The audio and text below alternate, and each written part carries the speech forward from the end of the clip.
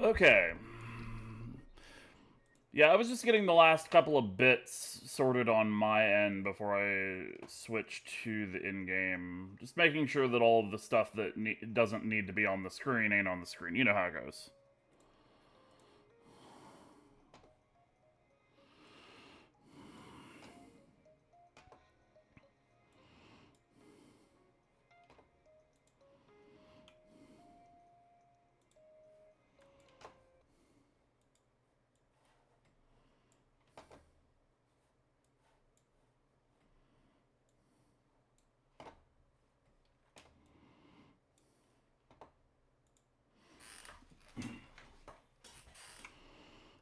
Okay.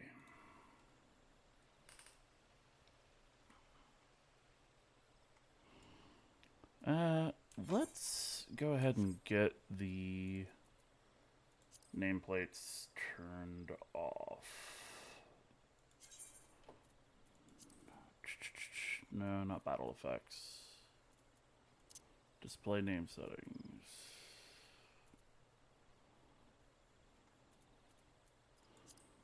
Others. Hide.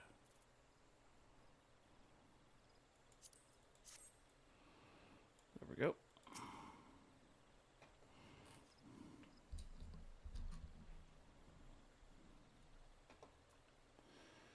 Okay.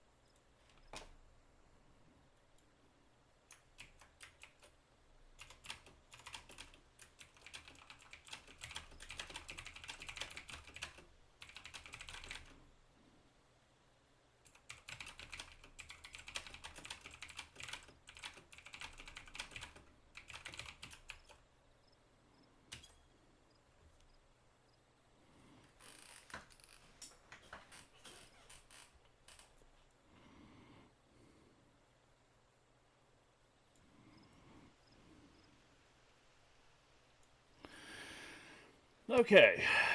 Now is turning in with Cade from the comfort of their couch. I see. Um. So let me explain it in game, and then I will explain it in the stream, and then we will get underway.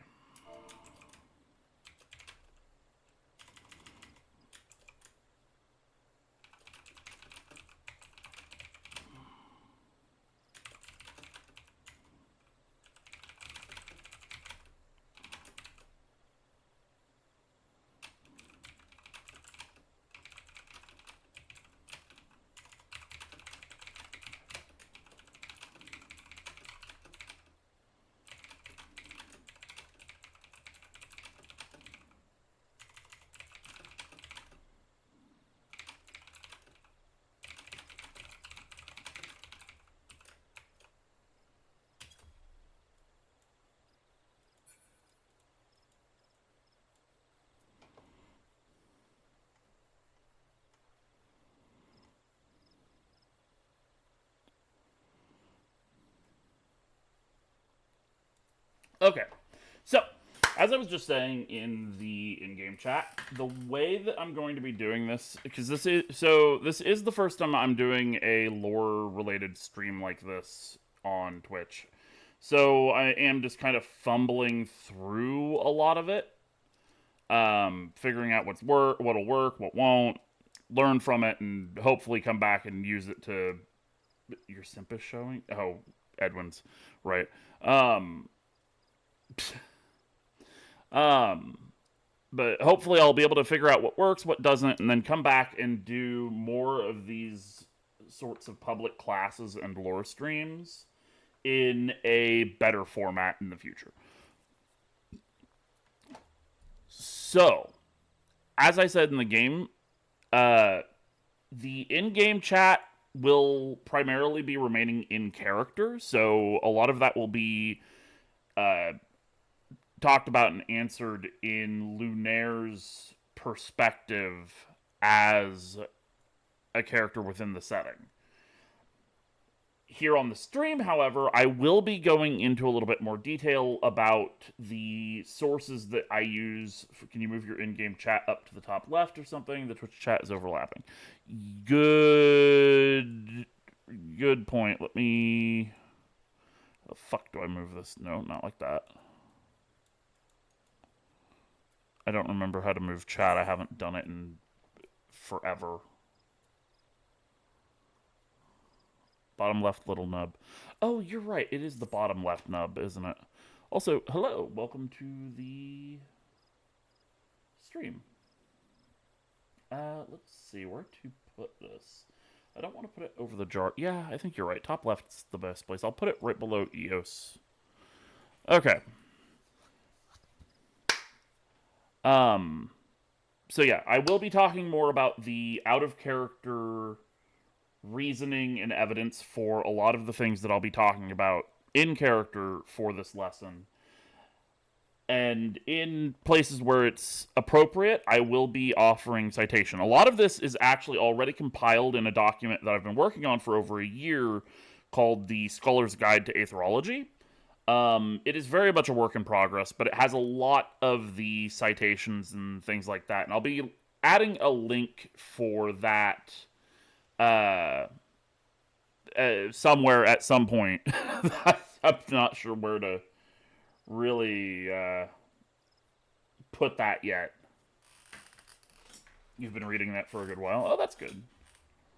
I will try to preface it if it's going to spoil MSQ in some way, but a lot of it is probably not going to spoil MSQ. A lot of it is stuff that is...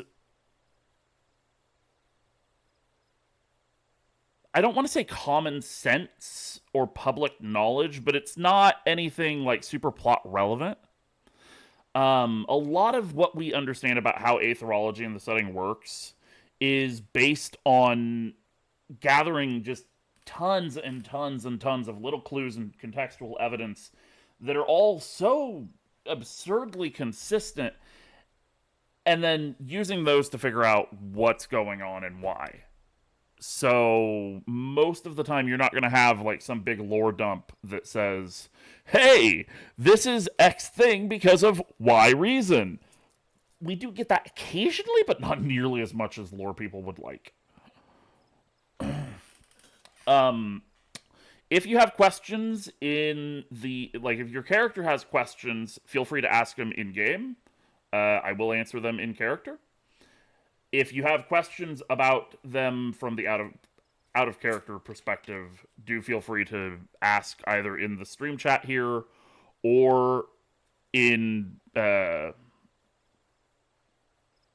parentheses in game chat.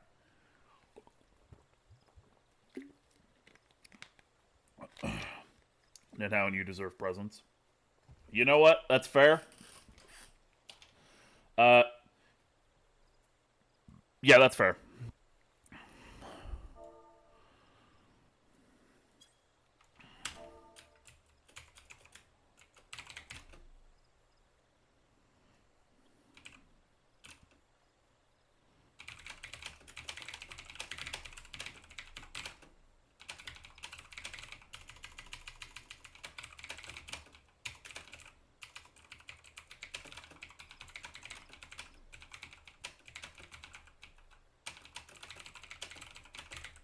Someone smite that man.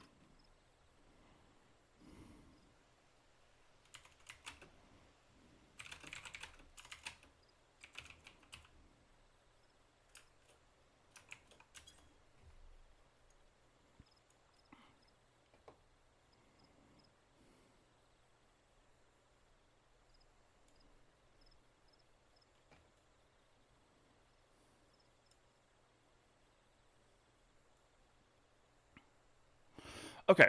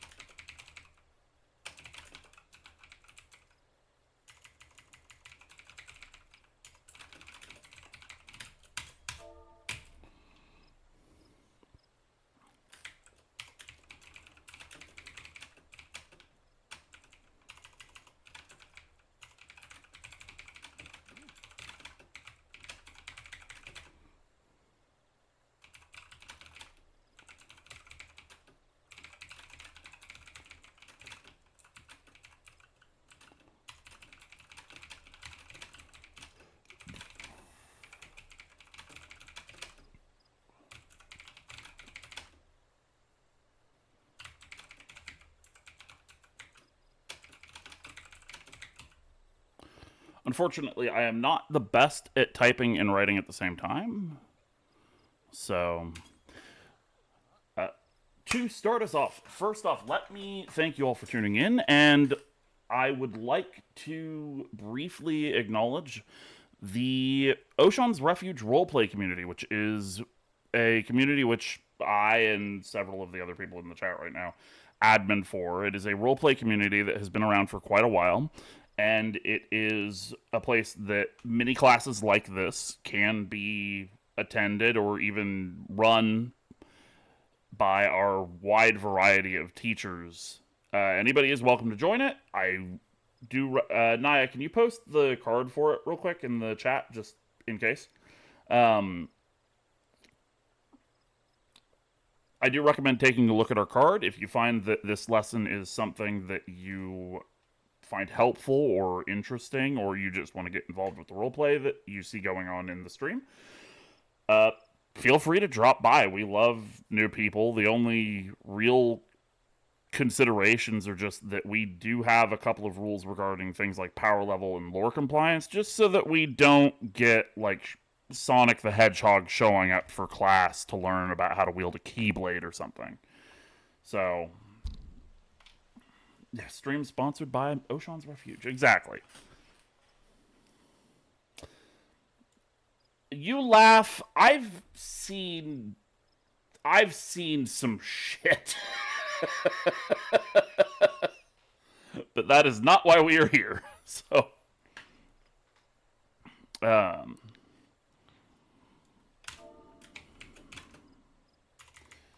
so today's lesson is going to be on the topic of aetherology. This is, as I'm sure that many of you are aware, and for those who aren't, a topic which is essentially equivalent to real world physics. It is the foundational forces and laws which govern the world around us. In the setting of Final Fantasy XIV, we know more about them than you might think, even though they've never given us a real clear hard text, hard canon, this is how it is kind of writing outside of like the Encyclopedia Eorzea volumes. And even those are fairly sparse when it comes to the finer details that I'll be discussing today.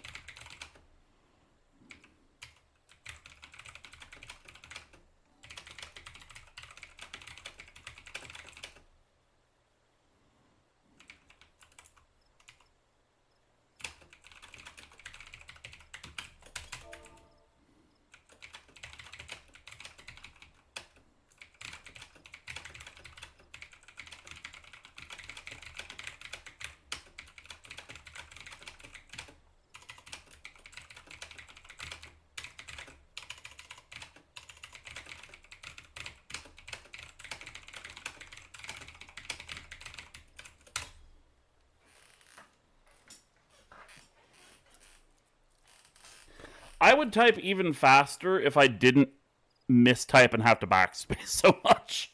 That is my single biggest weakness.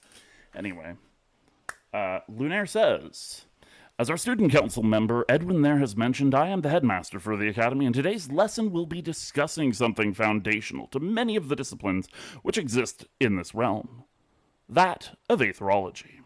The goal for this class being to help you all better understand the world around you, even if only just a bit. We'll be starting from the beginning, so don't worry that you've missed something.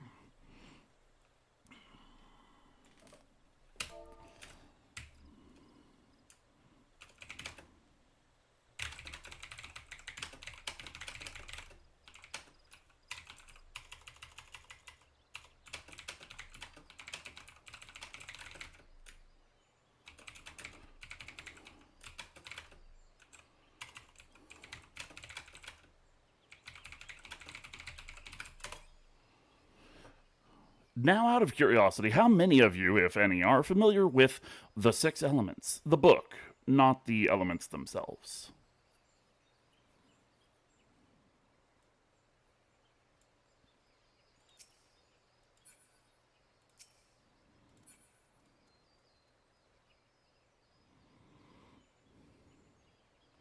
I see one hand. I see another hand.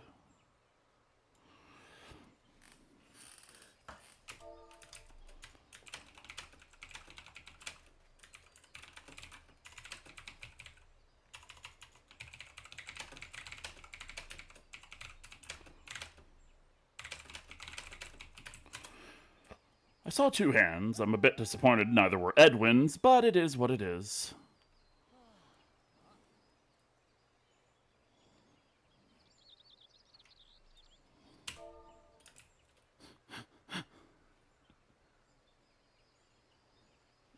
Got a I mean, randoms are welcome to join. This is a public class for a reason, after all.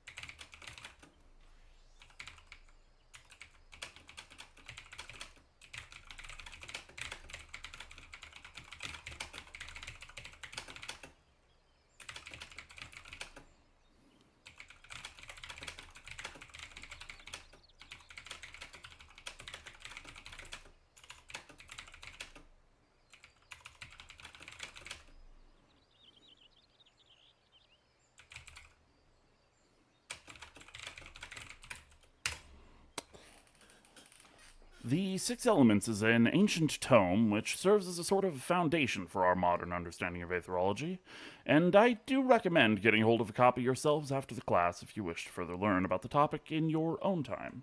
For those of you who may want to similarly do research yourselves, shush, Edwin.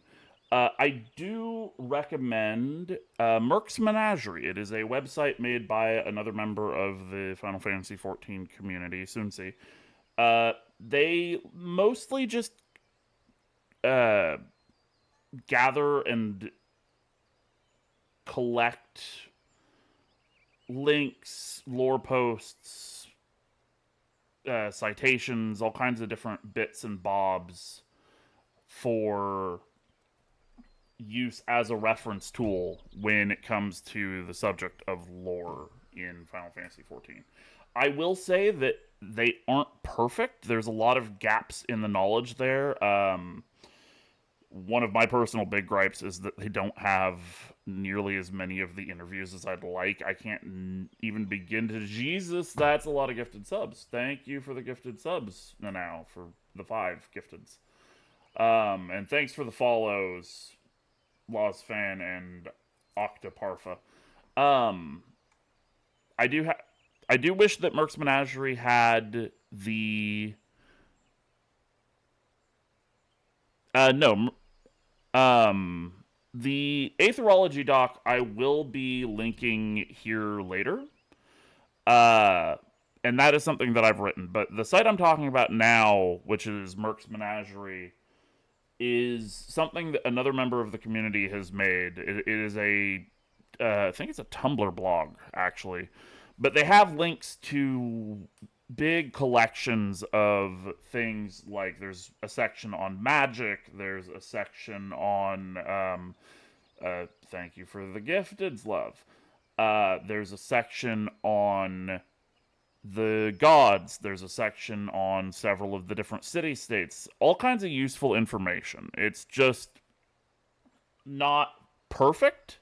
So sometimes you do have to still go digging, but as a stepping stone for those of you who may want to get further into the lore of Final Fantasy XIV yourselves after the class, I do recommend checking it out yourselves.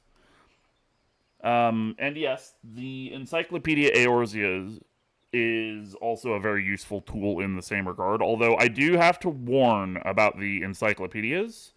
They are written from an in-game scholar's perspective.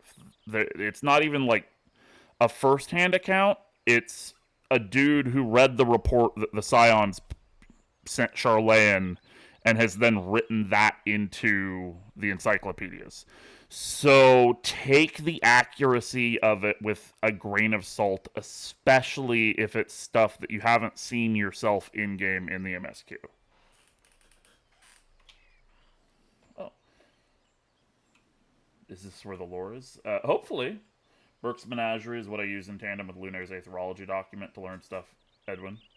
Learn lore stuff, Edwin. Plus asking Soul questions. Soul is a useful resource, but he's not going to be any help to the random folks that are hopefully in the stream.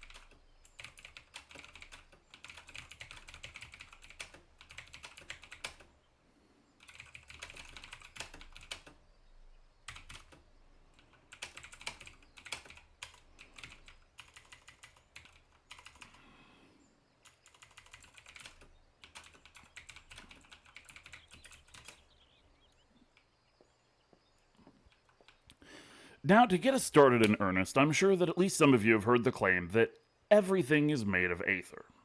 This is considered common sense and common knowledge among most schools of magic and is, at its core, a factual statement. However, while it's technically true, it leaves out a lot of very important context.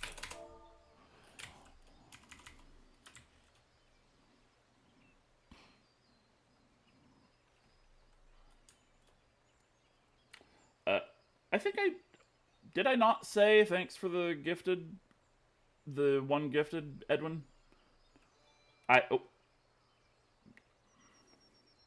Yeah, listen, there's a lot going on, okay? I'm trying to type, I'm trying to read.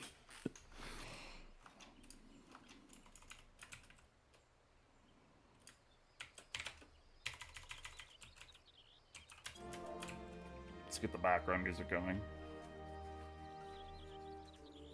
Okay, yeah, I'll trust you guys to deal with the OOC stuff. Yes, Chooms, and I will be getting to that in a minute.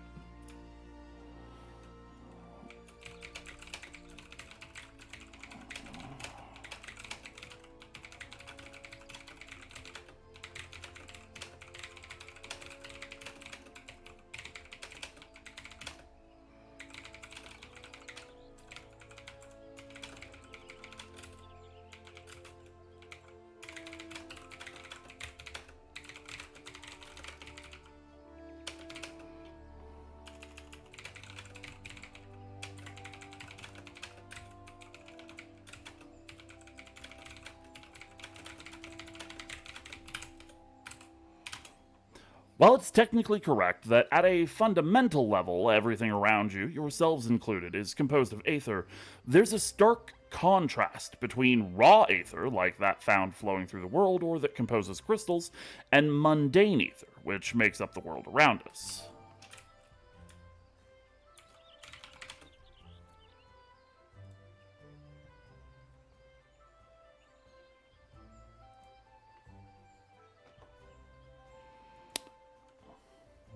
I found that green is the color of lore, but that's neither here nor there.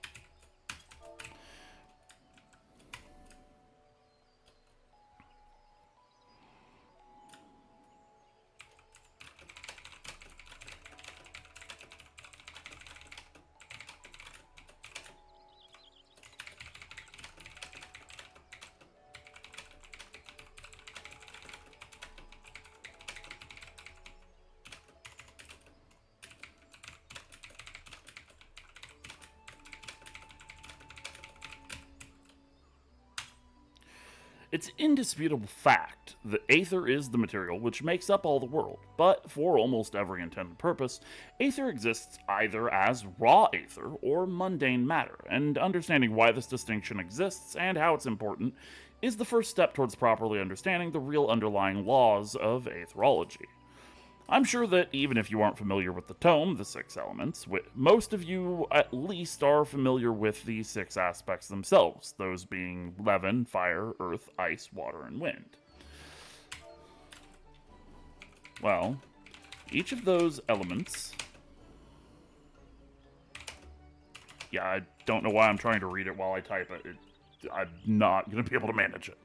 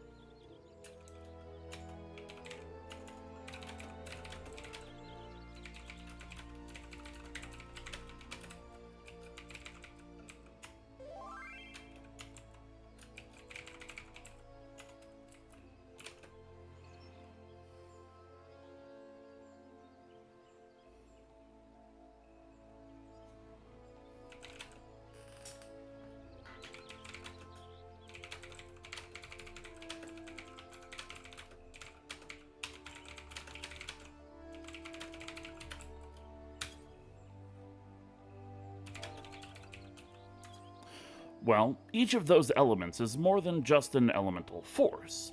They're a composition of concepts, behaviors, and properties, which I'll just refer to collectively as properties that define how those elements interact with one another and with the wider world.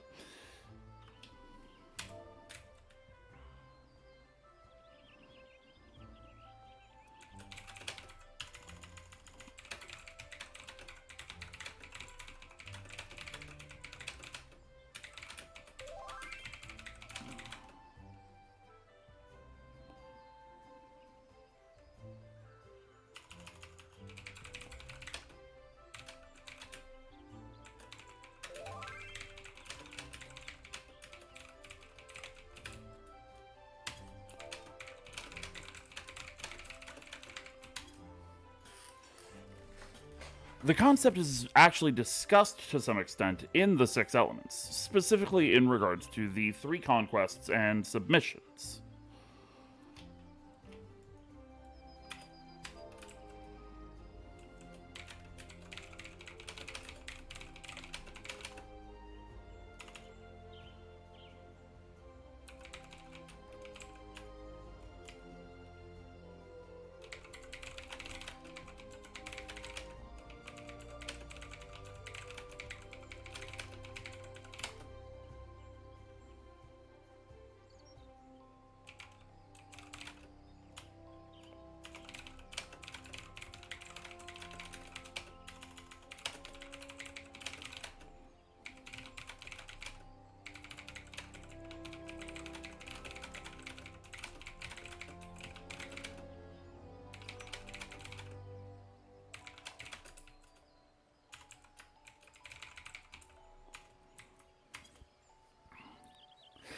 The conquests and submissions are sections which describe the direct interaction between the aspects, which, in combination with the six nativities, which explains how the elements transition from one to the next, help to explain the basic idea of properties. Now, for those of you who aren't familiar with the six elements,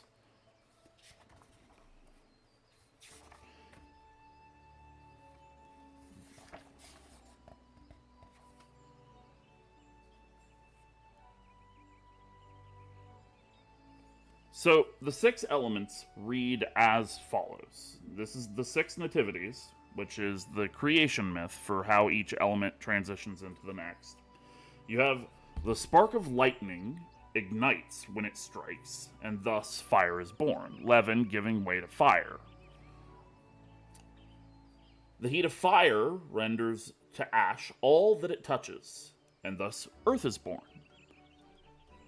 Fairly straightforward.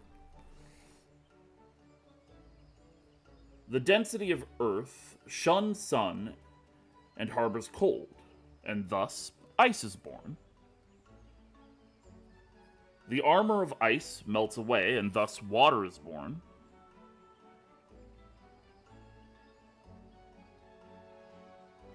The moistness of water mists and rises, and thus wind is born.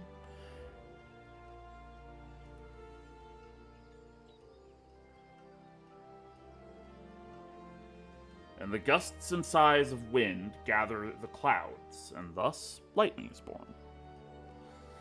Each of these gives way to the next. And it essentially describes the way in which the eight... Oh, we have a social studies class? We do.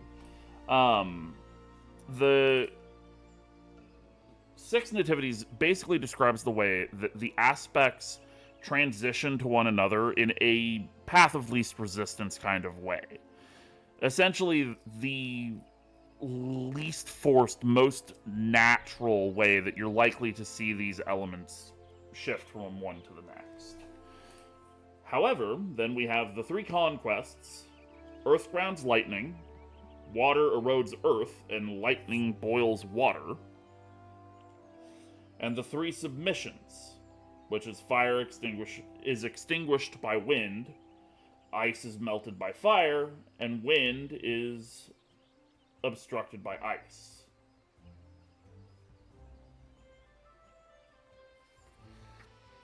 There's also a verse for the polarities, but I'm not going to get into that just yet. Because we will get to the matter of polarities in a little bit.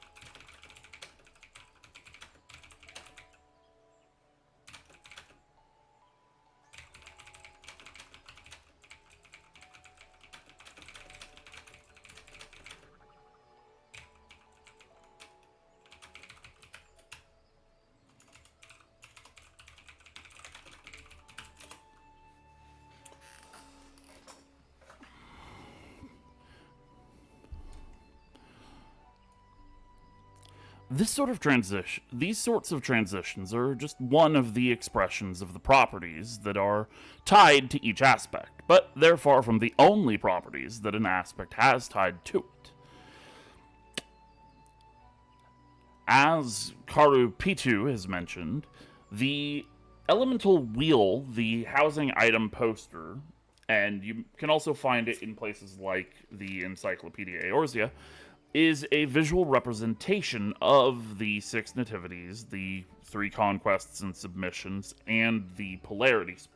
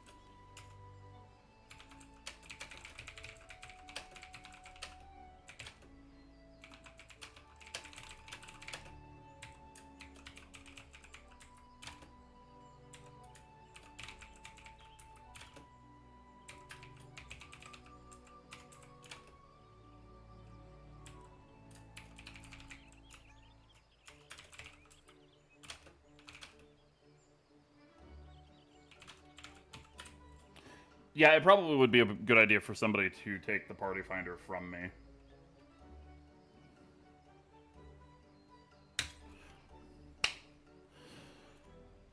Okay, so let's take a brief look at what we now know about the aspects we've discussed so far. Let's take water as a start. Water as an element is often associated with rivers, oceans, lakes, waterfalls, and so on. But these are manifestations of water rather than being the reason for the property. The answer for why is that the properties are the answer for why is in and of itself the properties that are associated with the aspect of water. Materials which are primarily composed of the aspect are naturally going to embody the properties that are related to that aspect.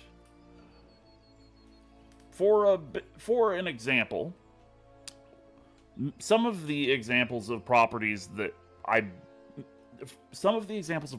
we believe are associated with water are things like fluidity, moisture, erosion, flow, and that sort of thing. While that sounds somewhat abstract, that's because it is somewhat abstract. And this is actually a very useful bit of knowledge that the properties that Aether embodies aren't necessarily strictly tied to the element itself so much as to the things that the element does itself naturally. For example, let's take lava, for example. You wouldn't normally associate something like lava with water, but when it comes to the composition of lava, etherically speaking, it's more likely than not that there's at least some water aether involved in order to express that fluid nature from the water aether into the lava.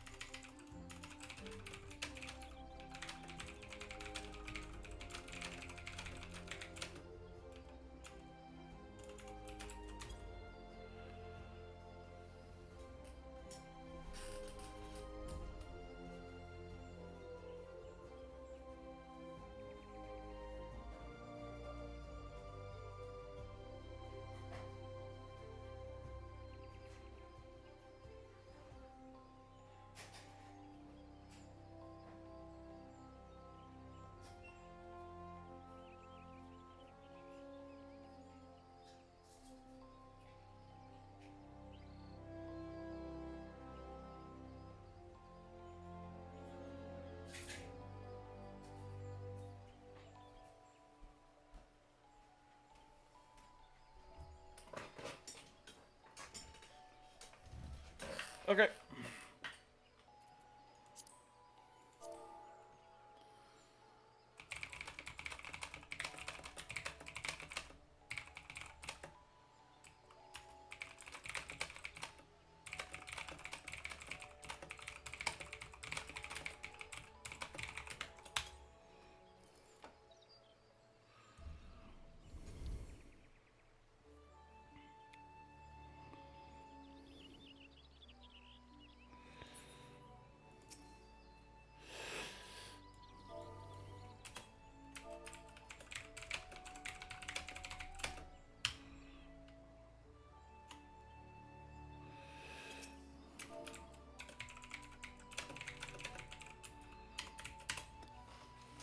So, as Softpaws and Kara both respectively have asked, uh, and they're both correct on these points, Softpaws first asked, surely those properties aren't mutually exclusive. Wind can be fluid, erode, and flow just as water does.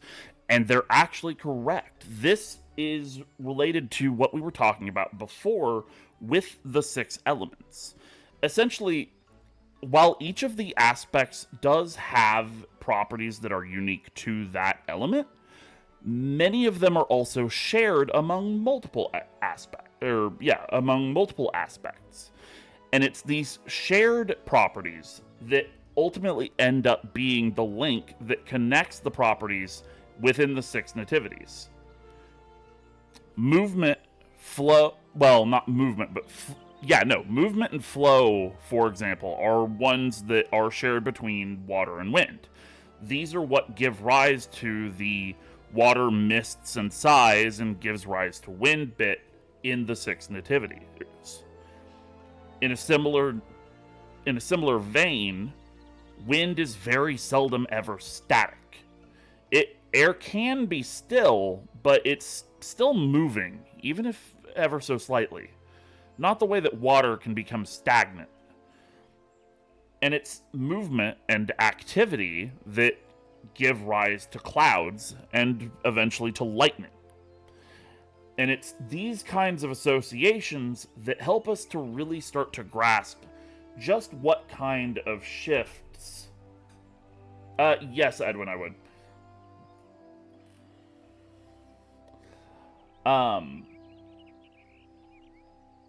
It's these kinds of understandings that start to really help us understand the association between the aspects and the materials that the aspects are making up. Now, I do feel like I need to briefly discuss another point about Aether, however.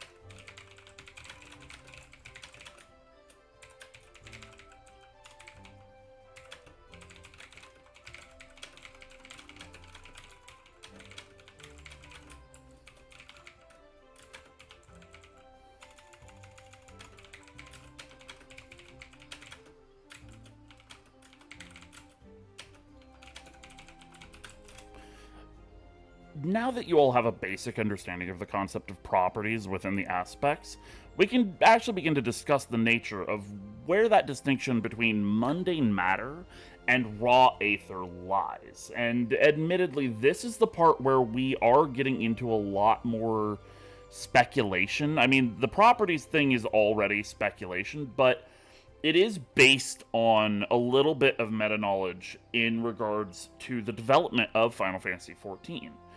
A lot of my understanding of how the properties are defined and how each aspect embodies them is actually related to the way that they handled crystal synthesis in Final Fantasy XI, the previous MMO that they took a lot of inspiration and ideas from for Final Fantasy XIV during the development, especially during the transition from 1.0 to 2.0. In 11, crystal synthesis uses crystals in a very similar fashion to how it is done in 14 for crafting, except unlike in 14, it's not standardized to where each crafting discipline uses just like 2 crystals each. It's much more dependent on a individual recipe and on what kind of processes are involved in the creation of the item you're crafting. For example, some of the things that are directly cited within the lore for 11 are things like leaven is associated with splitting. It is used for things like electrolysis, for separating chemicals through that process in alchemy. Another one is water is used for cleansing, purifying. It's that kind of thing that they have said that they've taken a lot of inspiration from when they got into working on 14. And it's those kinds of pieces of information that serve as the foundation for this understanding we have of how the properties in 14 work. The key difference being that in 11, light and dark were treated as their own elements rather than being a piece of the same set of elements the way that they are in 14. And I'll get to polarity here in a minute.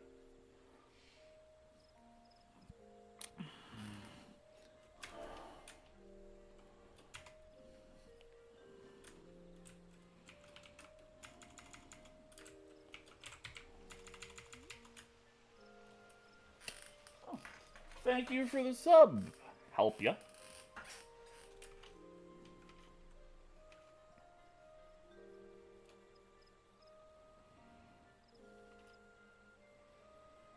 Ads were bothering you, cutting me off mid-lecture, so you subbed.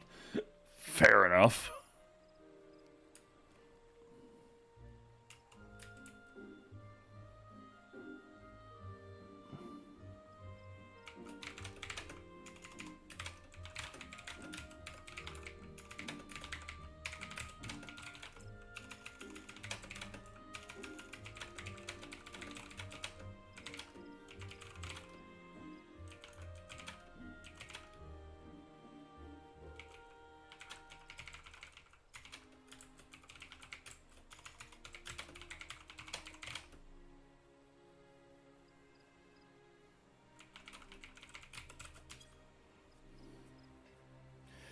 Now, when I talk about mundane matter, and I've mentioned it a couple of times now, what do you guys think is the defining characteristic that separates mundane materials from raw aether? Just out of curiosity.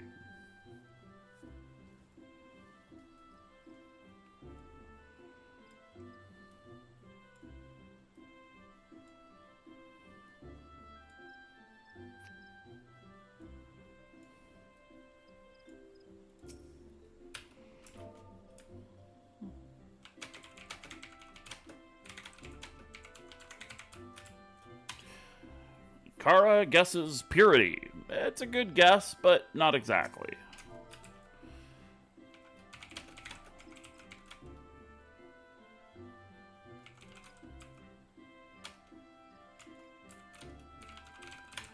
Form is also not quite what I'm meaning.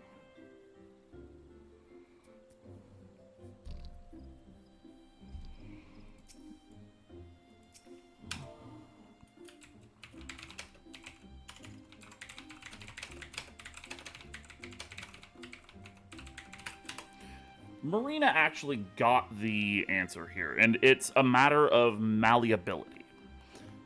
So, let me type up my post, and I'll explain what I mean by that here in just a moment.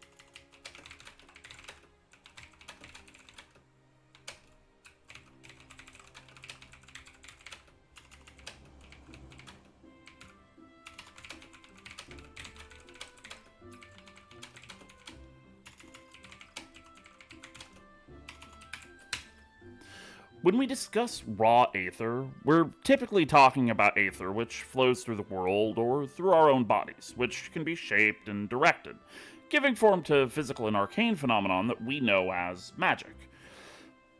While in a very technical sense, this aether is more or less identical to that which composes mundane materials, the former isn't tied down to any one state of being.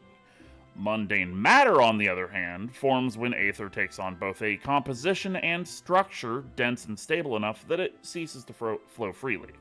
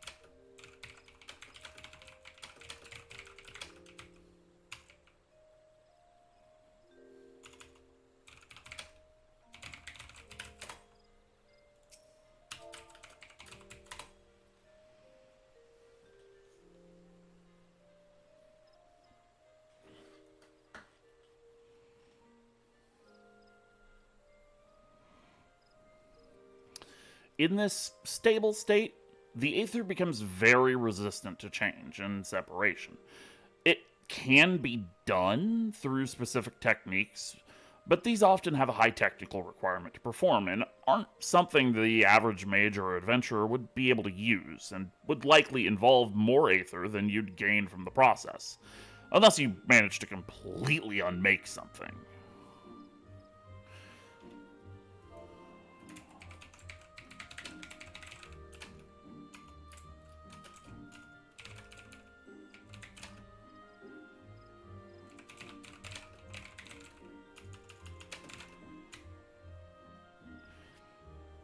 I don't know why I'm even typing that like I'm going to just... You can hear me, I'm sure. So, as an example of something being unmade, leaving aside MSQ stuff that I'm sure that anyone who's gotten far enough will think of when it comes to unmaking something or creating mundane matter, there is a case in ARR where mundane matter gets unmade in order to achieve a goal. And actually, there's two cases, but we're not going to get into one of them because... Oof. And the one that most often gets brought up is desynthesis. If you're not a big crafter, you may not even know this exists, but it is a skill that you can pick up very early on. I think it's like level 15 or some shit. It's not very high. It's a skill that you can pick up over in Thanalan, in Central Thanalan, from Mutamix Bubbly Potts' area, I think is the goblin's name. And essentially, it is breaking down objects and reducing them to their base components. For fish, for example, it's often water crystals and sand, or occasionally something else. Sometimes you can get like minions or that sort of thing. The thing is, with desynthesis and with most of the examples we know of dismantling mundane matter, it involves a very intricate knowledge of the thing that you are breaking down. You have to understand the thing on a fundamental level. And this is why desynthesis is often tied to the classes that would be associated with the creation of the item that you're trying to desynthesize. Cooks obviously do not construct fish, but they sure know how to take them apart. And they know what makes a fish. So that's why culinarians are the ones who are able to desynthesize fish, for example. Whereas a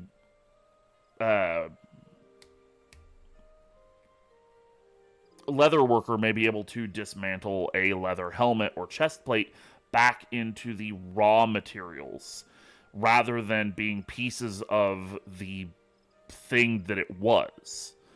And while certainly you could make an argument that in many of the cases you are just dismantling physically the object in question, other cases, like with the fish, make it very clear that we're not looking at a case of just taking out the screws and setting the parts aside, so much as a more fundamental deconstruction and reconstruction of the thing in question. This is about the only scenario where you're able to actually do it, though. You have to have that very thorough understanding of the structure of the thing that you are dismantling. And that remains consistent in pretty much every case of deconstruction like that.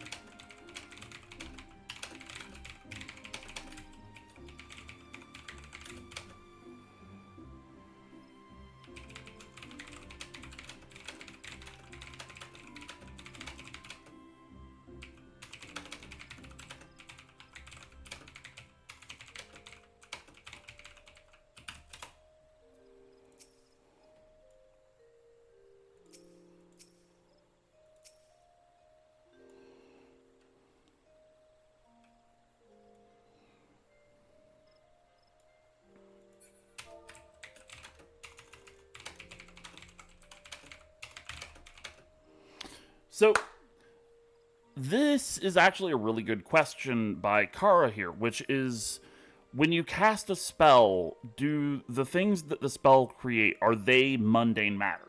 And the answer is no, they are not mundane matter. They are about as close as we can get in the modern day and age of 14, however, to creating something from raw aether as mundane matter. It's possible to do, but the etheric density is typically so high that it would be incredibly exhausting, if not outright lethal, attempting to just manifest something permanent.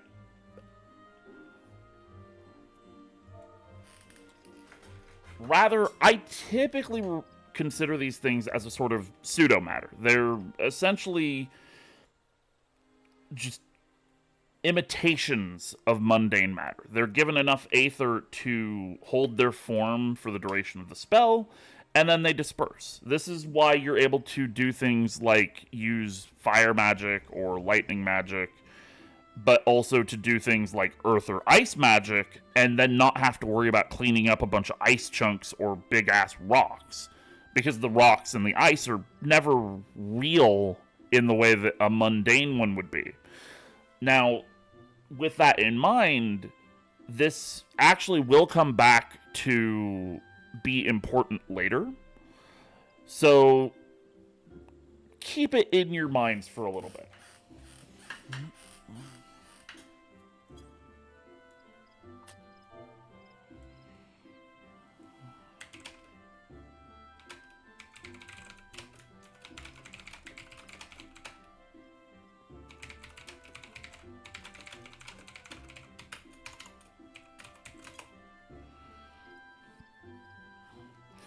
So this does actually bring me to a question. Can anyone tell me why spells disperse the way that they do?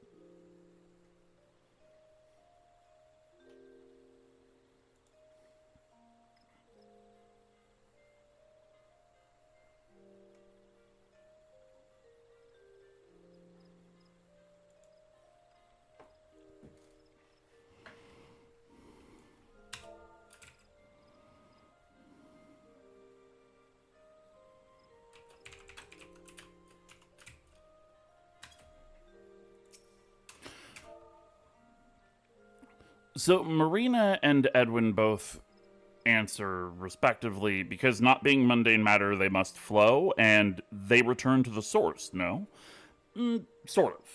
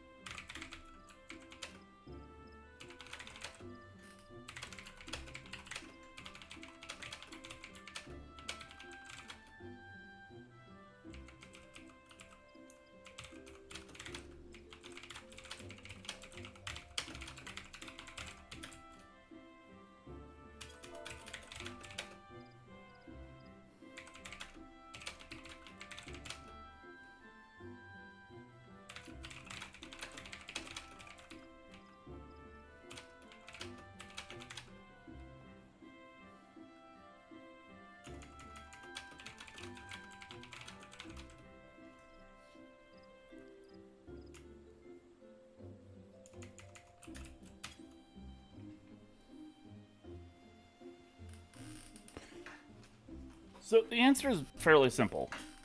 In its raw state, Aether wants to flow like a liquid, and like any liquid, it wants to spread out and fill the space that it's in as best as it can. In most cases, this means that it tries to achieve a state of equilibrium with the surrounding Aether, flowing through the environment until that happens. Of course, the world being complex as it is, more often than not, other influences mean that it never really manages to achieve a lasting equilibrium. Rather, it just keeps flowing and circulating. And that's true of all Aether, including that used in spells. This is also part of the reason that some areas are extremely dangerous. For example, Pharos Sirius or the Burning Wall are both considered very dangerous places to linger because the Aether there is so saturated because of the land scars, the Talons of Dalamud, that are present, the big crystal formations. Those are giving off so much Aether that they saturate the environment that the crystals are in, resulting in a lot of cases of things like Aether sickness.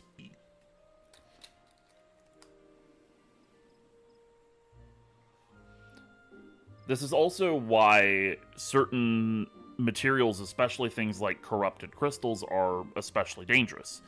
Because Aether wants to achieve a state of equilibrium, crystals that are not stable, so corrupted crystals, are constantly emitting their aether into the environment. It's constantly dispersing into the environment around those crystals, like radiation. And like radiation, it makes you sick. Your body begins to hold too much aether, and the results can be less than great. And we'll get to that in a minute as well.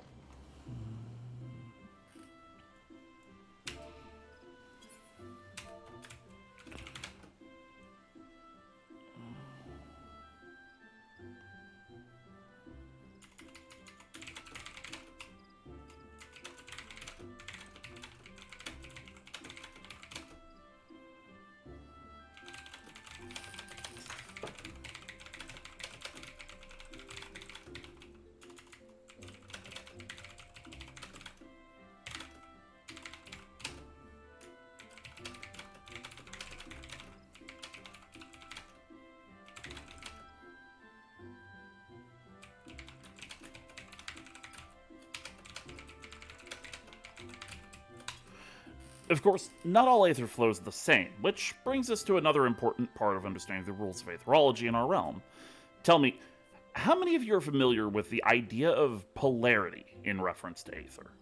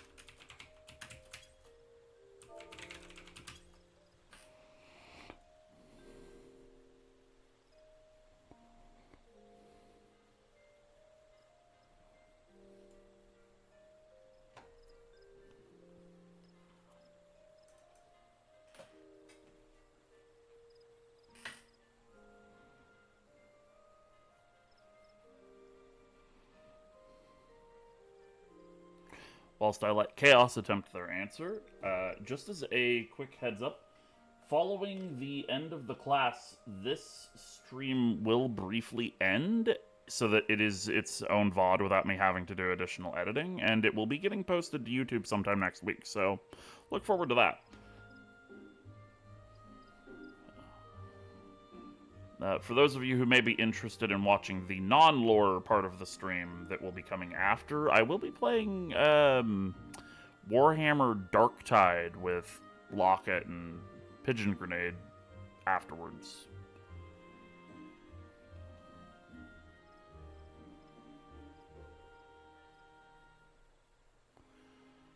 Locket apparently got the new class, so we're going to get to look at that.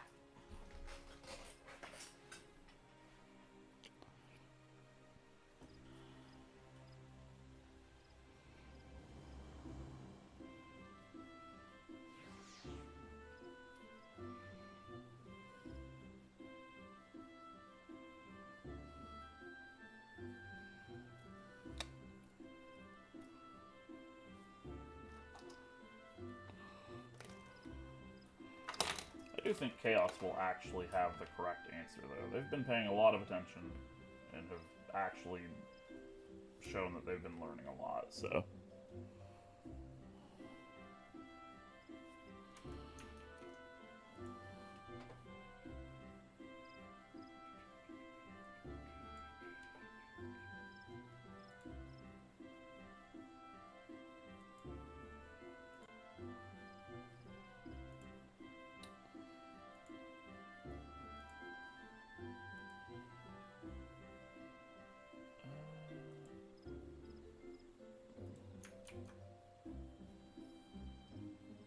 Also, Naya, just in case anybody wants it, or in case you get the chance to post it for me, rather, I have linked you the viewer link for the Aetherology doc if you want to post that in the stream somewhere.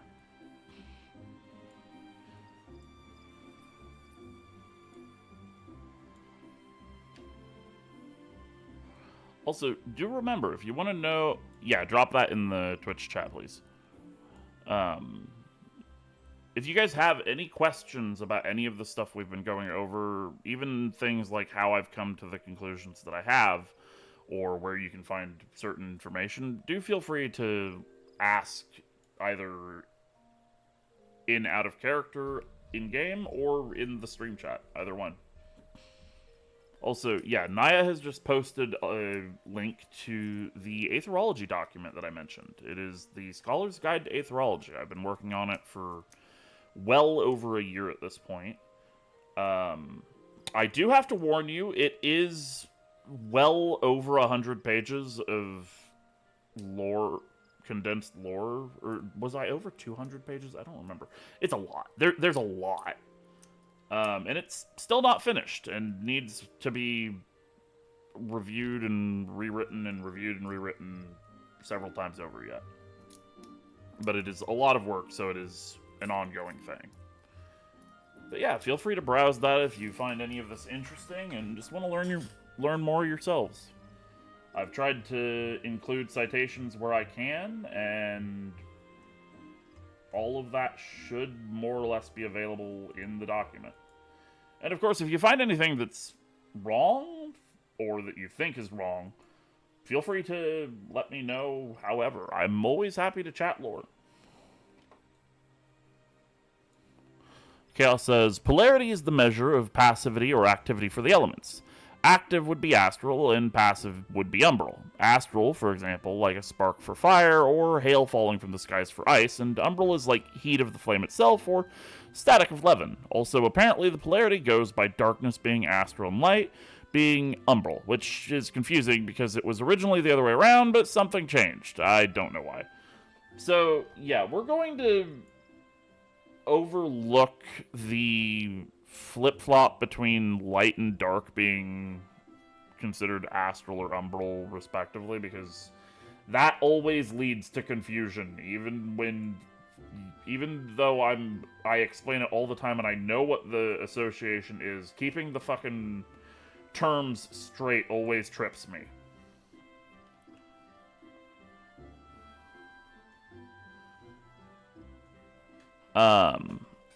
So, as Chaos mentioned, polarity is a measure of the level of activity within Aether.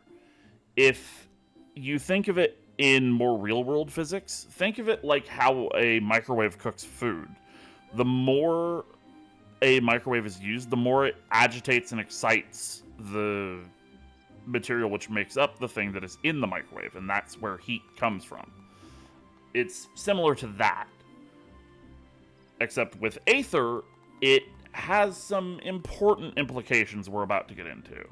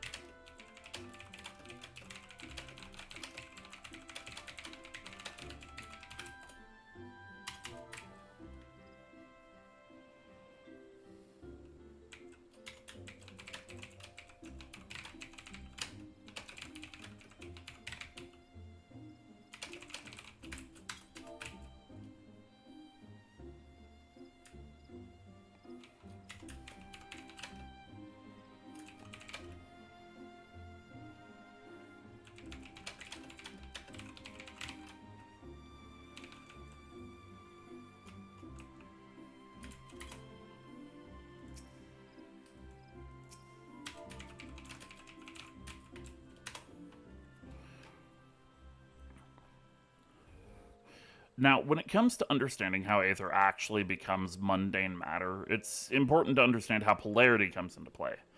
As Chaos mentioned, polarity is a measure of activity within the Aether. The further towards umbral, the less active. The more astral, the more active.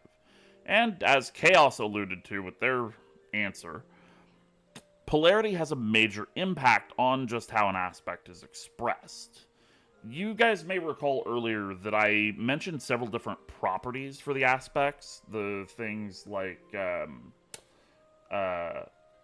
flow, fluidity, that sort of thing. Well, polarity is how you actually determine which of the properties are being expressed from an aspect at any given time. If you know what you're doing, you can use that to really narrow down which properties you want a spell to have without getting the other properties of the elements that you're using.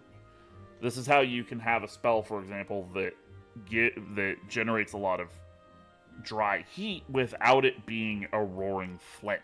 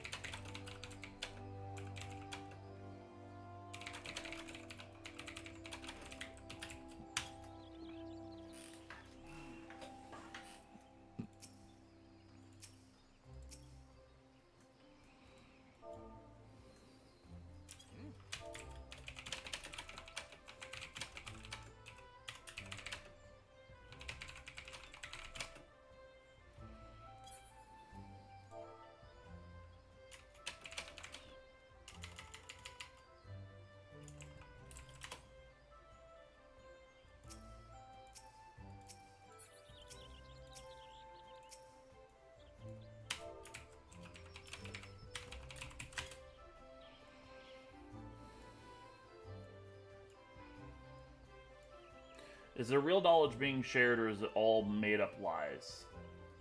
Yes.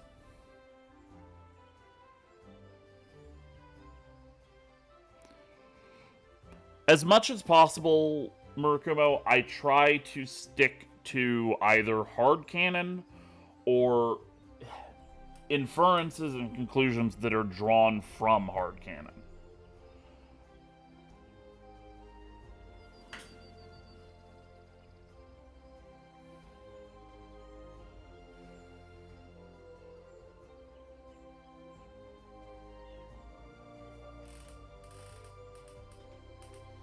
So while they ask their next question, I will explain what I've tried to type twice now.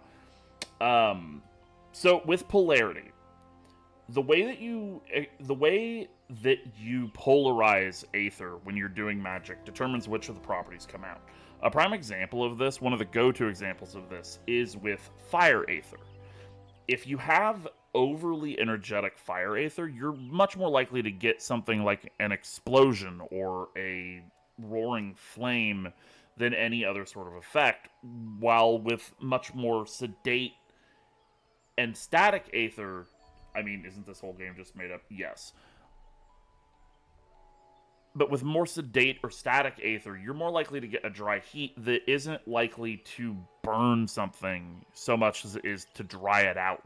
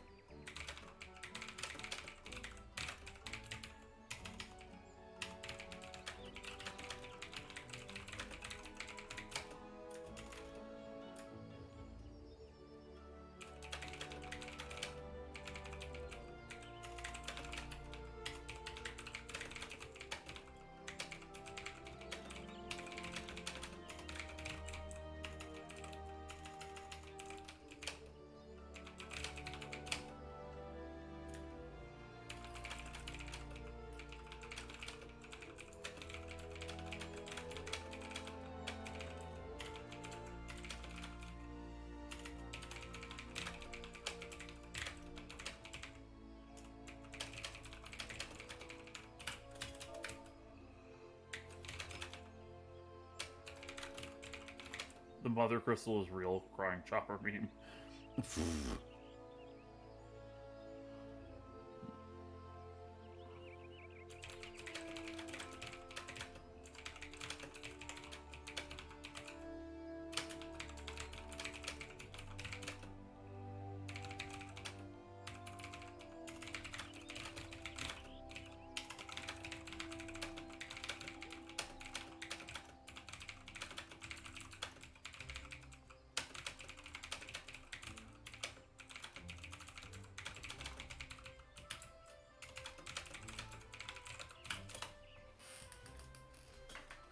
This concept is very important when it comes to certain schools of magic, of course. Arcanima, for example, benefits immensely from knowing what polarity Aether needs to be at in order to manifest a specific property in order to optimize the efficiency of a spell in its creation. Conversely, though, other disciplines may not find this to be as important. Black mages, thaumaturges, conjurers, and, god, pictomancers are all much more focused on the use of intent to direct and shape their magics, and as a result, they likely aren't going to need to worry quite so much about knowing what every little bit of polarity does, because their own... Yes, god pictomancers, Edwin. You take that back. Never! But they are much more driven by intent, and as a result are able to kind of just sort of brute force it into doing what they want naturally without having to understand all of the finer details of how aspect and polarity play into one another.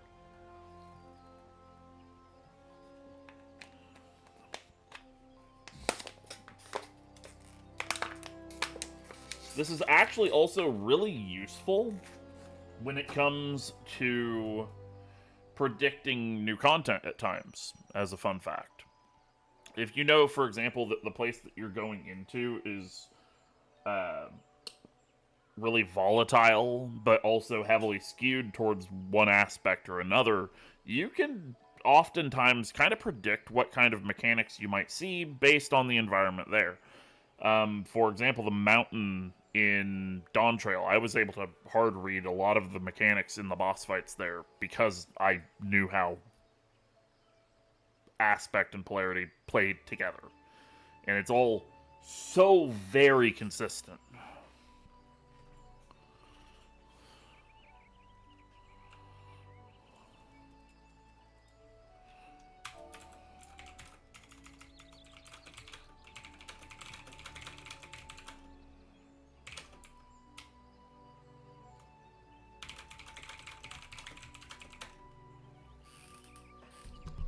Yeah.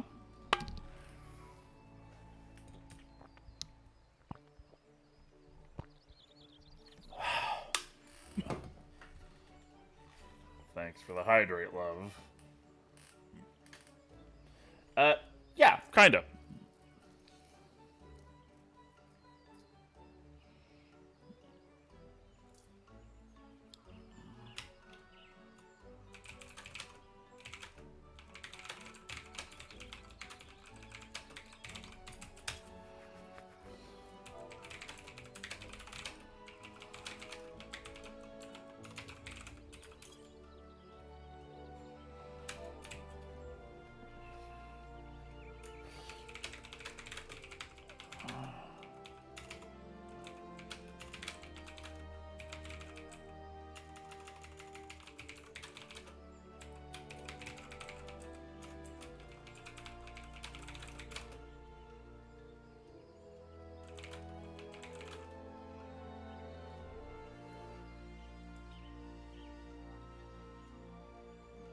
I support the person who chose Wild Gremlin Screeching.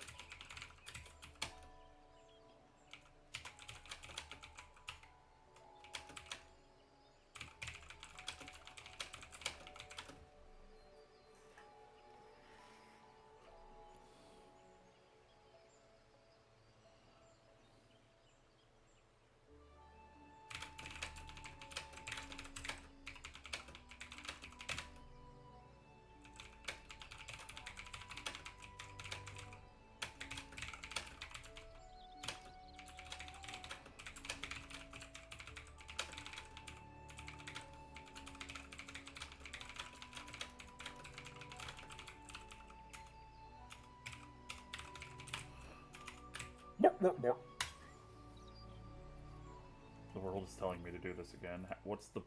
Oh, Jesus Christ. Someone definitely used points.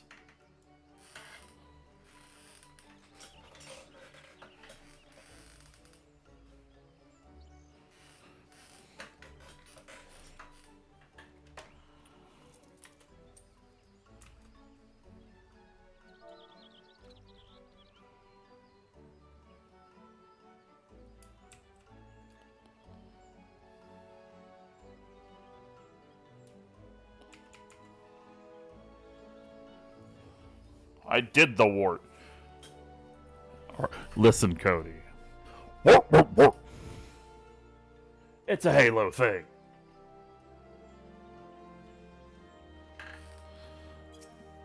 Oh, see what you've done. Someone's leaving because of the wart. So,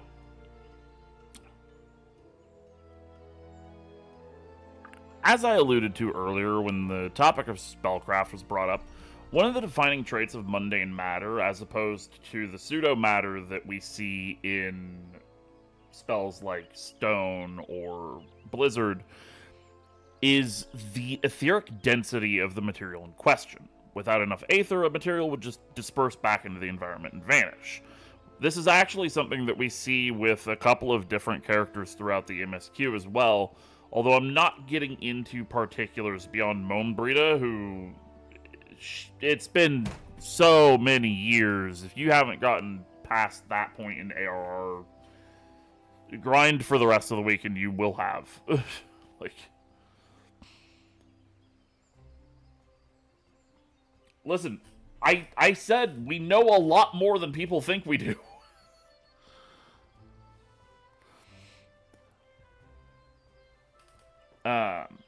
But Moanbrita is a prime example where we saw that she used up all of her aether to the point that her body wasn't able to maintain itself anymore. And the only reason that she was able to do that is because she, one, was a scholar who was very much in the field of dealing with that sort of thing.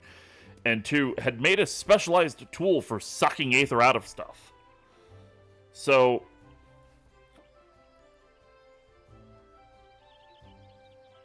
that's one of the two defining traits of mundane matter, is the etheric density.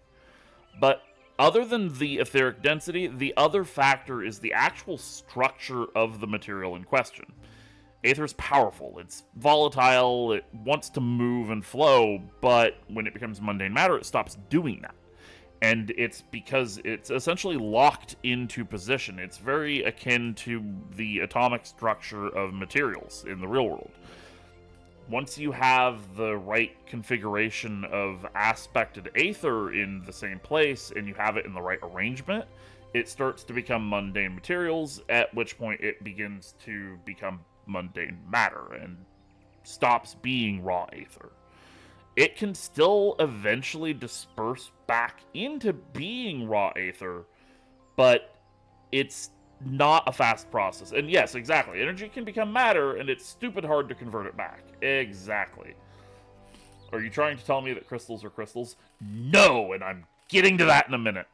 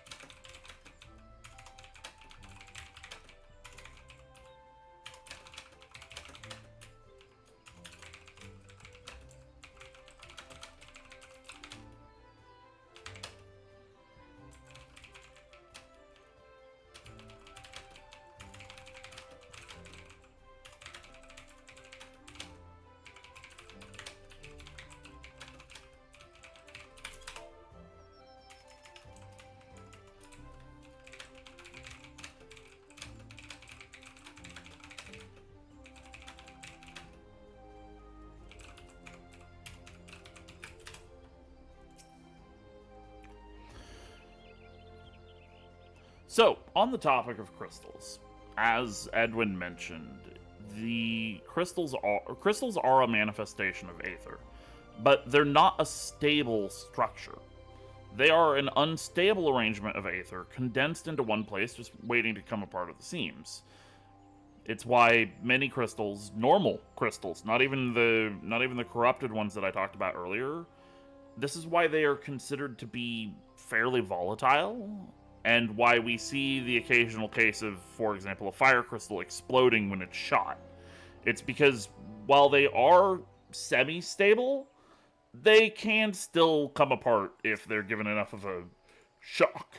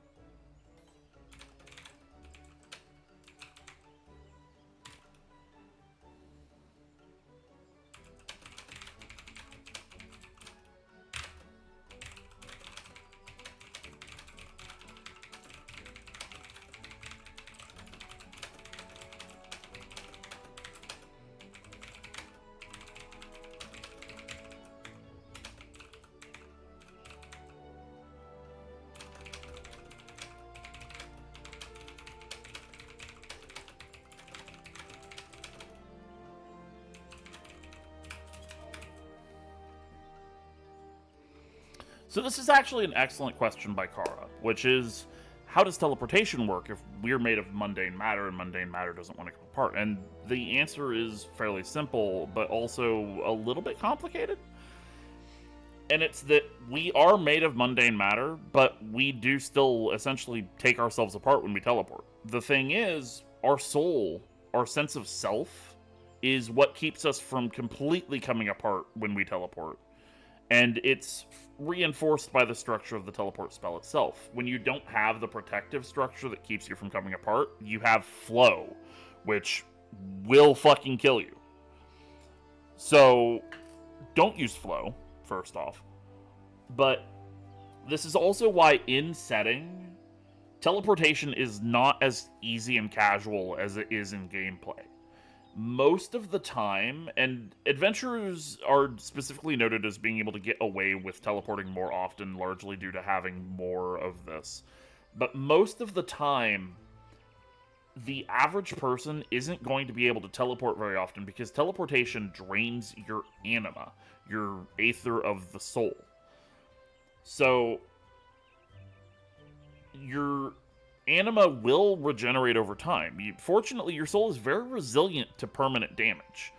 You give yourself time and just don't do the thing that used up your soul's aether in the first place, and you will eventually regenerate your aether back to normal in most cases. But teleportation does use your anima. And so, in universe, most of the time, people don't teleport as freely as we do in the game. The gameplay ability to just teleport left and right over and over and over all day long, that is primarily a gameplay concession. It is a case where the developers went, yeah, this sucks. Let's not do this. Let's just let them teleport freely. Because they actually had it as a gameplay mechanic in 1.0, that you had anima that would drain when you teleported. So you couldn't teleport endlessly. You would have to wait real time, a lot of real time, for your anima to recharge before you could teleport again. But like a lot of things with Final Fantasy XIV, the developers are trying to attract a lot more casual players than they were back then. And that was one of the first game mechanics that got put on the chopping block. I'm not going to complain because waiting for the teleport cooldown for your anima to recharge would suck with as much bouncing around as they have you do. And as much as I love going back and forth over land in games like this, I do have to admit there is a level of convenience to just teleporting where you need to go when you have to backtrack 5 times to go return to the Waking Sands. But I digress. So, yeah, most of the time, most characters in the setting are not able to teleport super freely because once you run out of anima and you try to teleport again, you aren't coming back. You aren't gonna be able to reconstitute yourself. You're just gonna disperse into the ethereal sea and you are gone. Assuming you can teleport in the first place.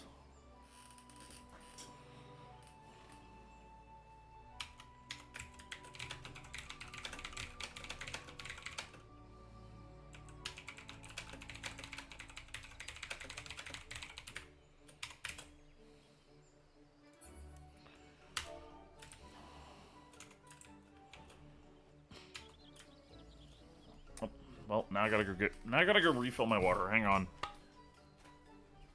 Blame that guy for hydrating me.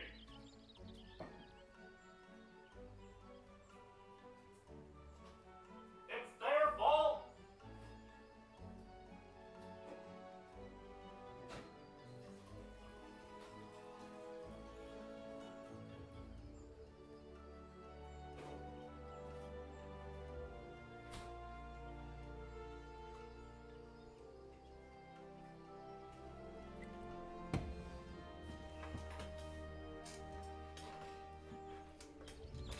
Okay, here's the hydrate.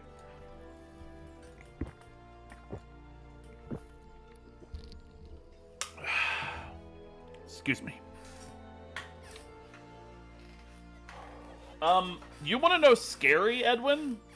The reason we know that that's what would happen if you tried to... Listen, I don't have a face cam. That's what you get when you hydrate me, is you get the deep glug ASMR.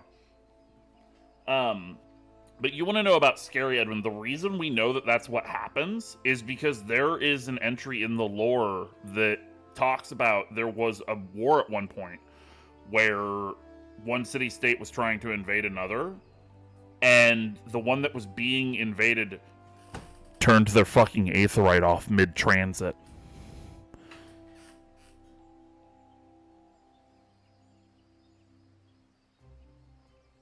Yeah, that's a whole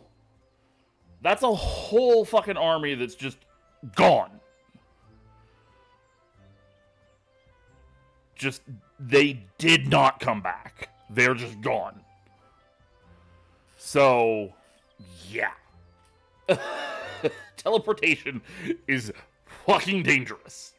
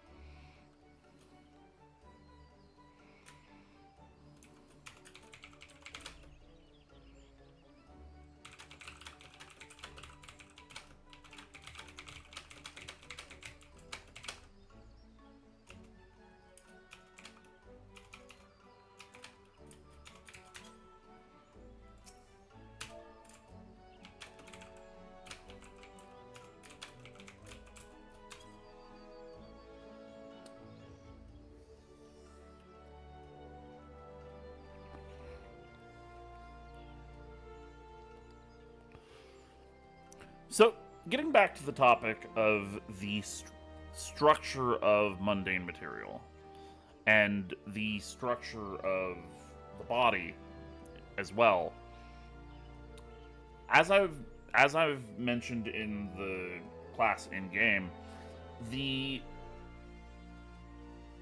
physical structure of mundane material is able to store aether, raw aether, typically able to store raw aether. Some materials are more or less resistant to it, and some are just generally better at conducting aether than others. But the body is able to store a lot of raw aether, and it is that aether that is typically used for things like magic or for physical techniques during things like combat.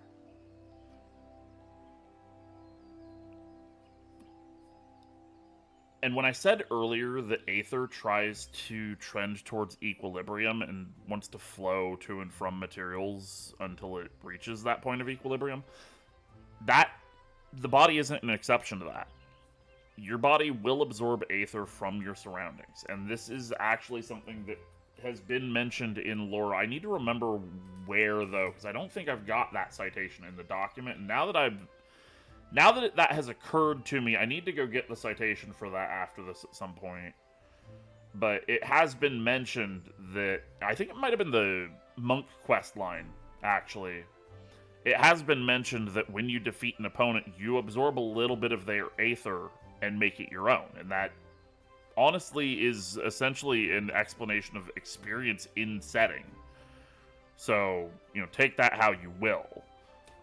Now, that said, I wouldn't treat it as being a one-to-one with the in-game leveling system, because trust me, it's a whole thing. That's a whole different conversation I ain't got time for today.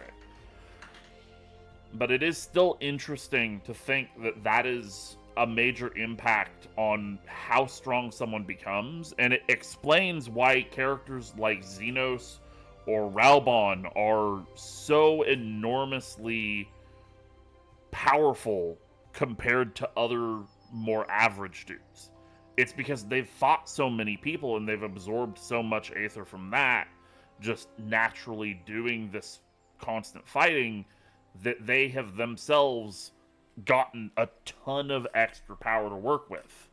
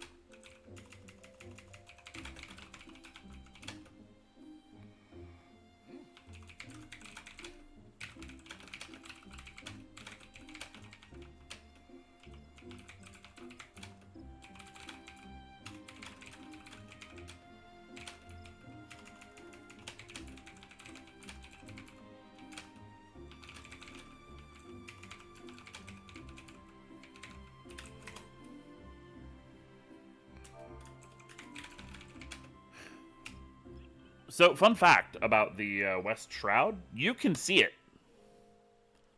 If you go to North Shroud, South Shroud, I don't think you can see it from Central Shroud, but you can see it from North and West, or North and South.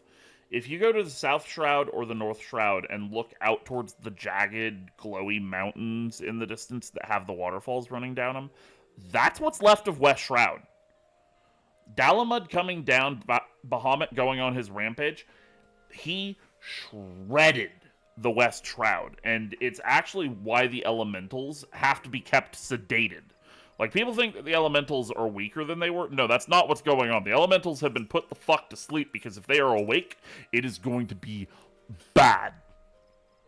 They are going to flip out and go full Green's Wrath, and this is a plot point in the White Mage quest line.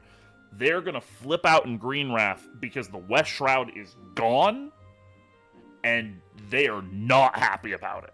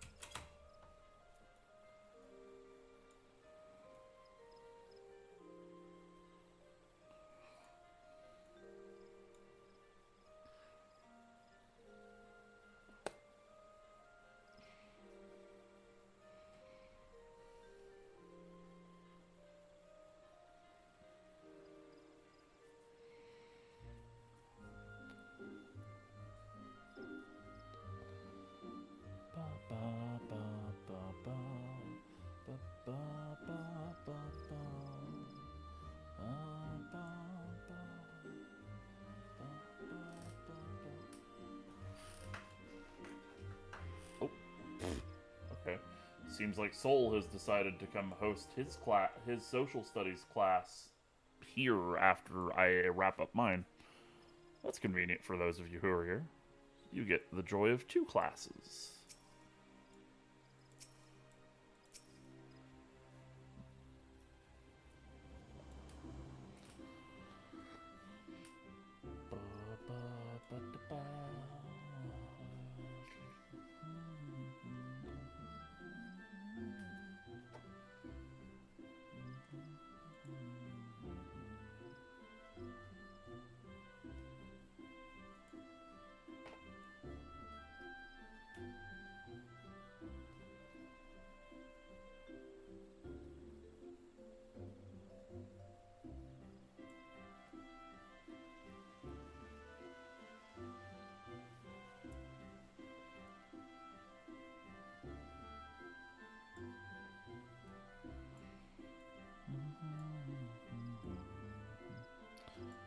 Hey, Edwin, do me a favor. Get attendance for me here, because I've got the names off for the sake of stream, so... Thanks. I meant to mention that earlier and forgot.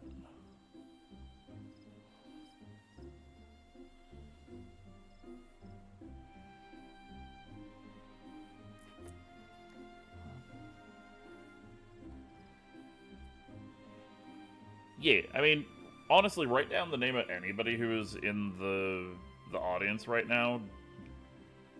You know, if they end up joining, they get the attendance, so...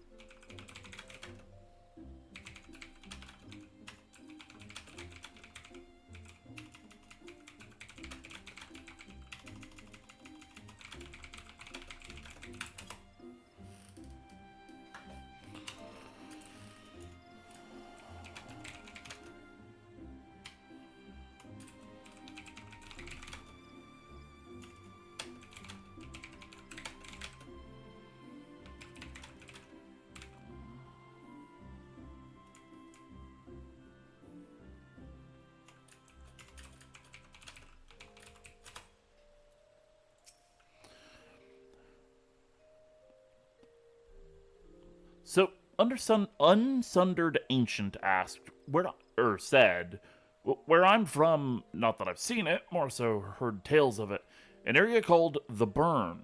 I heard tales of it once being beautiful. Excuse me. Being beautiful, but now it's pure white sands, seemingly endless. Something about summonings overexerting the land's aether? Indeed, though I've seen reports out of Charlene, which, in setting, that's pretty much all that most folks are likely to know about the... Nope, not getting into that. That's MSQ. The burn is an interesting case where the raw aether in the environment has stagnated and been drained to the point that it's extremely sparse. But the mundane matter remains. It helps illustrate the point I was making about mundane matter earlier. But getting back to the topic of the land scars, they form as a result of external influences causing the oversaturation of a material with raw aether to the point that it actually disrupts the physical structure of the materials. It's not just a case of melting down stone and solidifying it. You can even see in the shape of many of the land scars, like the one at the Burning Wall or the one at Pharos Sirius, that it's the blast itself that has crystallized in a lot of these cases and become these structures, these land scars. You can also see this in places like Wolf's Den or some of the other places like, I think it's the Salt Lick in Lower Lenosha, where the ocean has been hit and solidified into this splash of crystal from where it had struck. If raw aether is saturating mundane materials, would that make them heavier? Just out of curiosity. Good question.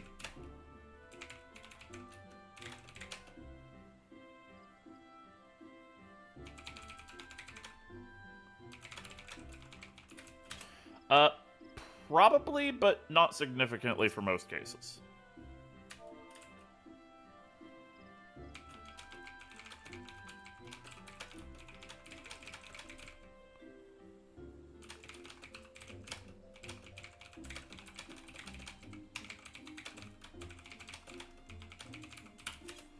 Raw aether behaves like a gas most of the time, or a fluid, so it doesn't have a lot of weight in itself in raw form. It would have some weight, but it's not going to be a major influence on the weight of an object, typically. Now, if it's like white aurosite, maybe.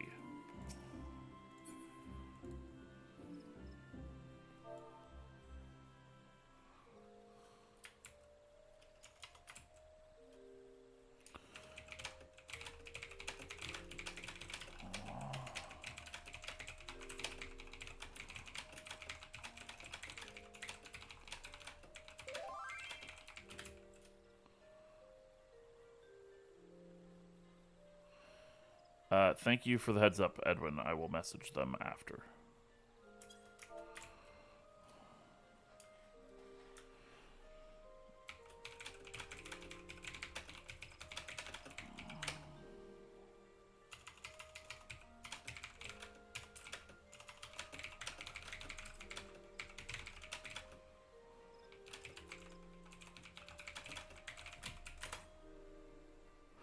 What do you suppose happens to a person's body when they're exposed to an overabundance of aether?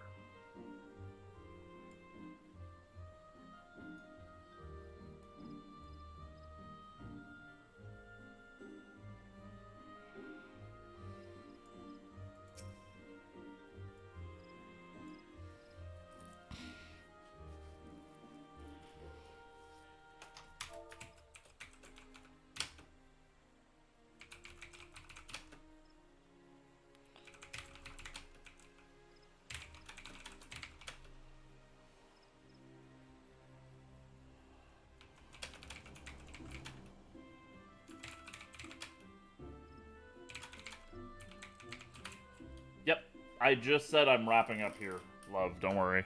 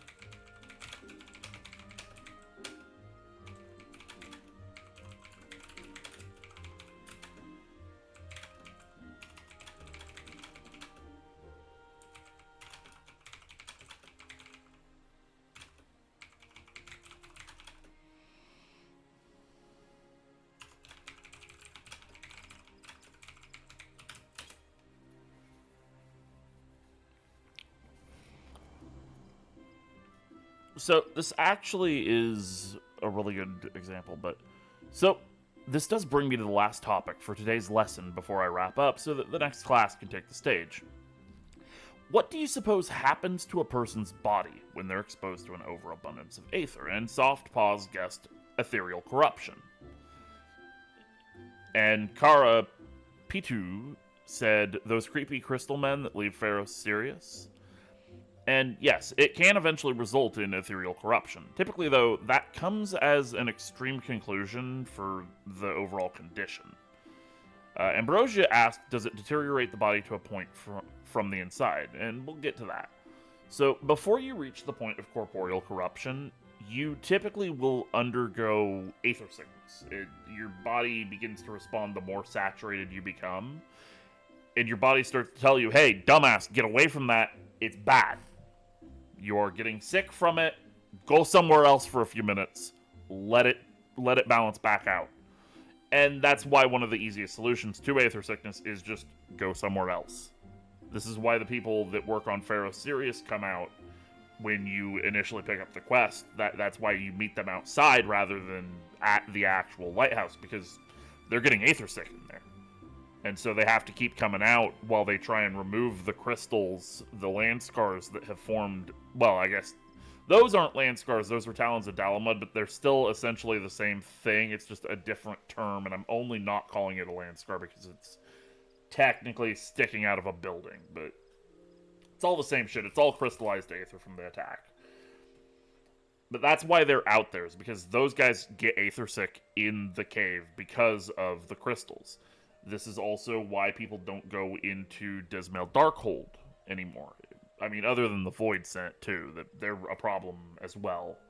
But Dismail Darkhold and Aurum Vale are both noted in the lore as being very etherically dense locations. And so going in there for people who don't have a high tolerance for aether results in aether sickness. This is also a concern in places like Mordona during Gloom. Gloom is a manifestation of the overabundance of aether in the environment, and it can result in aether sickness if someone is particularly sensitive. Fortunately, that one is a little bit more of a, you'd have to be particularly sensitive for it, but in theory, it would still happen.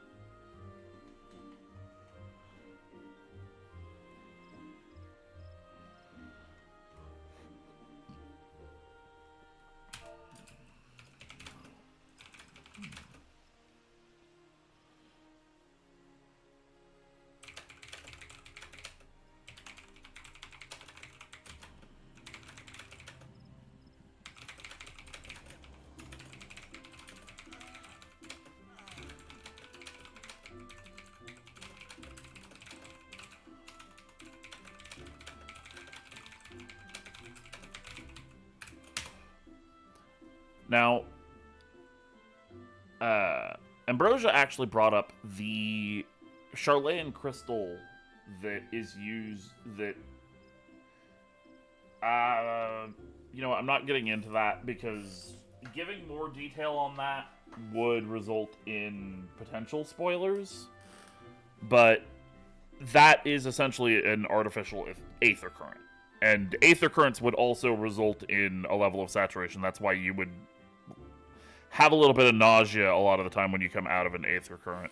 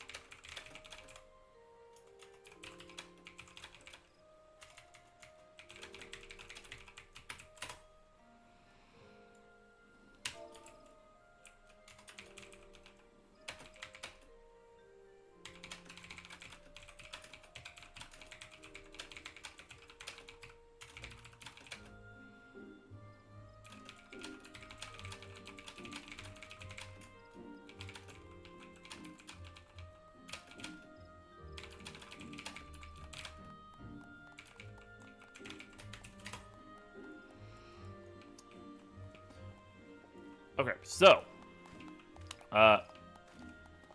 yeah, so Lunaire didn't want to go into it in character because it's really not a pleasant topic. But there is a level of condition past the aether sickness, and that is oversaturation. Up until this point, we've been talking about etheric saturation. Beyond it, we start to talk about oversaturation, and this is a nasty, nasty condition. When you reach the point of oversaturation, the corporeal aether that makes up the thing that is being saturated begins to be displaced. And this results in the thing that is being oversaturated crystallizing. Unless it's aspected aether, in which case you get overaspectation, which results in more elementally themed results. If you've done the Black Mage quest line, this is why people burst into flames when they try to do black magic without the crystal. They get over polarized and cook. But in the case of unaspected aether, if you become oversaturated to the point of corporeal corruption, it can result in crystallization, and it... Right, Murakumo. Based on what we understand about how aether spreads... Yes, I'm going to, Naya. Based on what we understand about how aether spreads and disperses through the environment, once your body begins to crystallize, if you don't catch it, like, immediately, there's a very real risk that the aether cascade, like, the reaction begins to cascade, and it just really, really quickly can result in complete corporeal corruption. And unfortunately, based on what we know about how corporeal corruption and the like works, once that process starts, you can't... Oh, right. Begone, fairy. Once that process starts, you can't uncorrupt something. Once your body starts to turn to crystal, the crystal bits are going to be crystal forever. Theoretically, if you were to stop the corruption, like if you were able to reduce the etheric saturation to the point that the corruption stops spreading, and then surgically remove every piece of crystallized tissue, theoretically, you could stop someone from dying that way. But otherwise, once you start to crystallize, it's gonna be fatal.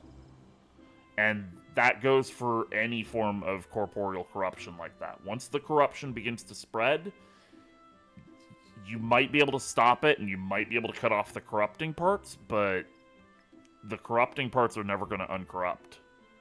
And so if you have to lose an arm or something to stop the spread of the corruption, the arm's gone. You're not growing it back, and you can't turn the arm back. And leaving the arm would just result in the corruption continuing to spread over time. You're not going to be able to stop it completely, either. Due to the way that the aether works and the way the aether flows, once your tissues start to corrupt and it starts to disperse into the surrounding tissues, the tissues in contact with that are going to continue to get corrupted and going to continue to change. So you have to remove them. Anyway, that is going to be where I wrap up the lore stream for now. I will be, as I mentioned, I will be bringing stream back up once I have ended it. And I will be playing some Warhammer Darktide with Pigeon and Locket. So for anyone who might be interested in watching that, just bear with me here for a couple of minutes while I get everything swapped over, and then we'll be back with that. And for those who are further interested, like I said earlier, the Aetherology document, which has a lot of the information that I just shared, as well as the citations and evidence for a lot of it, is available in the links. And